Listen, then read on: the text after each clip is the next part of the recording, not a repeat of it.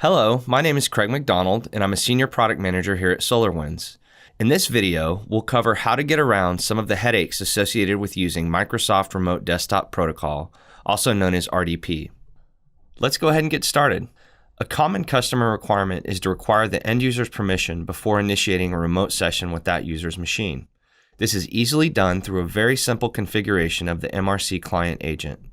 While in the remote control product, open the MRC client agent and then go to Additional Settings. Then check the Permission Required box. By selecting this setting, the end user will be prompted to allow or deny any MRC connection attempt to that machine. There are also a number of other settings that can be configured on the MRC client agent that provide a very granular degree of control over how the admin can connect and interact with the end user on the remote system. Here we see the Notify dialog. And by checking this setting, the end user is always notified that a session is in progress.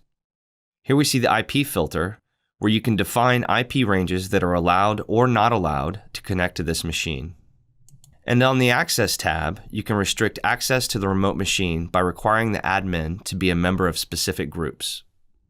Now let's go ahead and initiate an MRC session with the remote machine. Because we specified that permission is required, the end user will see a prompt before the session is initiated. One of the main benefits of using MRC instead of RDP is the ability to interact with the end user.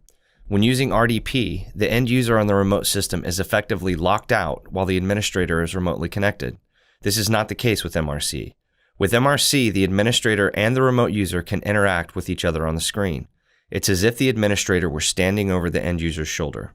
Let's look at a few ways that I can interact with the end user. I can chat with the end user without having to open a separate program. I can also capture a screenshot with one click instead of using a third-party program. I can highlight the cursor so I can easily distinguish between my desktop and the end user's desktop. MRC also allows you to lock the keyboard or mouse so that the end user doesn't inadvertently enter characters or move the mouse during a fix. Want to find out more? Check us out at DameWare.com.